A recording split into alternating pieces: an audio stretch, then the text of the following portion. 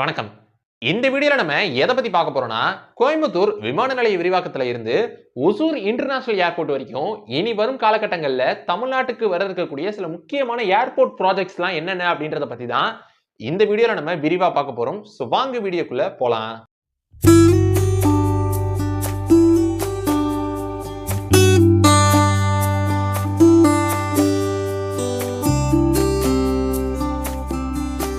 நம்ம லிஸ்ட்ல ஃபர்ஸ்ட் பார்க்க போற ப்ராஜெக்ட் அப்படின்றது Coimbatore airport expansion project.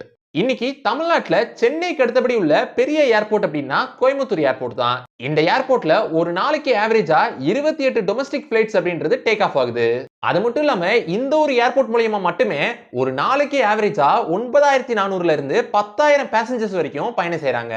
So இப்படி இந்த ஒரு ஏர்போர்ட்ல நாளுக்கு நாள் பேசஞ்சர்ஸ் உடைய எண்ணிக்கை அப்படின்றது அதிகமாயிட்டே இருக்கு அப்படின்றத கருத்துல கொண்டுதான் ரொம்ப வருஷமாவே கோயம்புத்தூர் ஏர்போர்ட் எக்ஸ்பேன்ஷன் ப்ராஜெக்ட் அப்படின்றது பேசப்பட்டுக்கிட்டே இருந்துச்சு.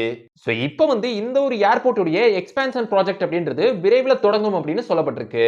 அதன்படி இந்த ஒரு ஏர்போர்ட் உடைய எக்ஸ்பேன்ஷனுக்காண்டி 632.95 ஏக்கர் அளவிலான நிலப்பரப்பு அப்படின்றது இருகூர், நீலாம்பூர், களப்பட்டி, சிங்காநல்லூர், உப்புளிப்பாளையம் வில்லேஜஸ்னு 632.95 ஏக்கர் நிலப்பரப்பு அப்படின்றது இந்த இடங்கள்ல இருந்து கையகப்படுத்தப்பட்டிருக்கு. அப்படி இந்த ஒரு விமான நிலைய விரிவாக்கத்துக்காண்டி ஒதுக்கப்பட்டிருக்கக்கூடிய 632.95 ஏக்கர் நிலப்பரப்புக்குள்ள 148.39 ஏக்கர் அளவிலான நிலப்பரப்பு அப்படின்றது டிஃபென்ஸ்காண்டி ஒதுக்கப்பட்டிருக்கு.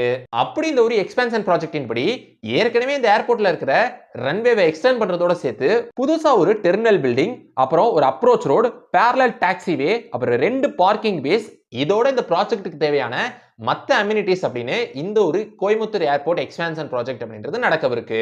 நம்ம லிஸ்ட்ல செகண்ட் பார்க்க போற ப்ராஜெக்ட் அப்படின்றது Madurai airport expansion project. So Madurai ஏர்போர்ட்ல கடந்த 2010ஆம் ஆண்டு தான் ஒரு புது டெர்மினல் பில்டிங் அப்படின்றது கட்டப்பட்டுச்சு.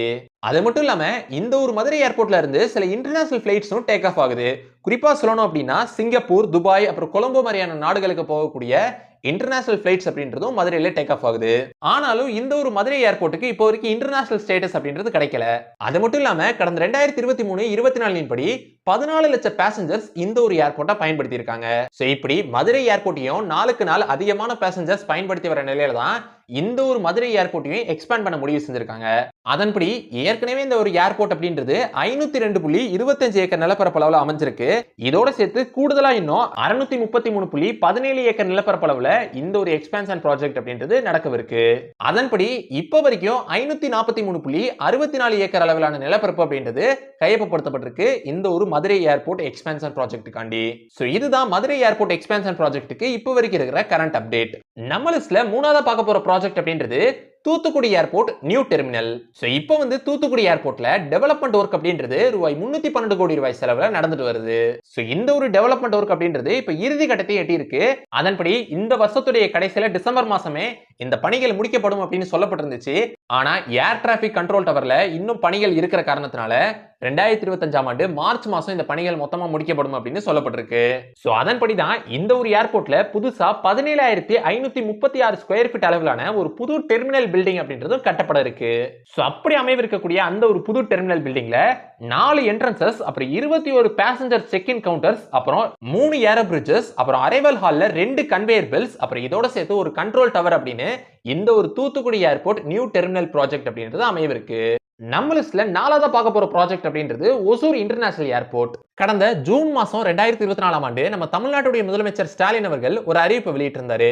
என்ன அப்படின்னா, பெங்களூர்ல இருந்து 40 கிலோமீட்டர் தொலைவில் இருக்கக்கூடிய ஒசூர்ல 2000 ஏக்கர் பரப்பளவுல வருஷத்துக்கு 3 கோடி பேசஞ்சர்ஸ் பயணம் செய்யற வகையில ஒரு இன்டர்நேஷனல் ஏர்போர்ட் அமைய இருக்கிறதா தமிழ்நாட்டுடைய முதலமைச்சர் ஸ்டாலின் அவர்கள் ஒரு அறிவிப்பு வெளியிட்டிருந்தாரு. அதன்படி ஒசூர்ல ஒரு இன்டர்நேஷனல் ஏர்போர்ட் அமையவிருக்கு. நம்ம லிஸ்ட்ல அஞ்சாவதா பார்க்க போற ப்ராஜெக்ட் அப்படின்றது சென்னை செகண்ட் ஏர்போர்ட். சென்னையில உள்ள பரந்தூர்ல 3274 கோடி ரூபாய் செலவுல 5000 ஏக்கர் பரப்பளவுல இந்த ஒரு சென்னையினுடைய செகண்ட் ஏர்போர்ட் அப்படின்றது அமையவிருக்கு அப்படின்ற ஒரு அறிவிப்பு வெளியிட்டிருக்காங்க. அதன்படி இந்த ஒரு ஏர்போர்ட்டுடைய கன்ஸ்ட்ரக்ஷன் அப்படின்றது 2026ல தொடங்கி 2033ல முடிக்கப்படும் அப்படின்னு எதிர்பார்க்கப்படுது. சோ இத பத்தி தான் இந்த வீடியோல நான் உங்ககிட்ட ஷேர் பண்ணிக்கலாம் அப்படின்னு நினைச்சேன். சோ இந்த வீடியோ உங்களுக்கு பிடிச்சிருந்துச்சுனா லைக் பண்ணுங்க, உங்க ஃப்ரெண்ட்ஸ்க்கு ஷேர் பண்ணுங்க, அப்புறம் மறக்காம நம்ம சேனலை சப்ஸ்கிரைப் பண்ணிட்டு பக்கத்துல உள்ள பெல் ஐகானை கிளிக் பண்ணிக்கோங்க. So see you next video. Until signing off by Sabri Karthik.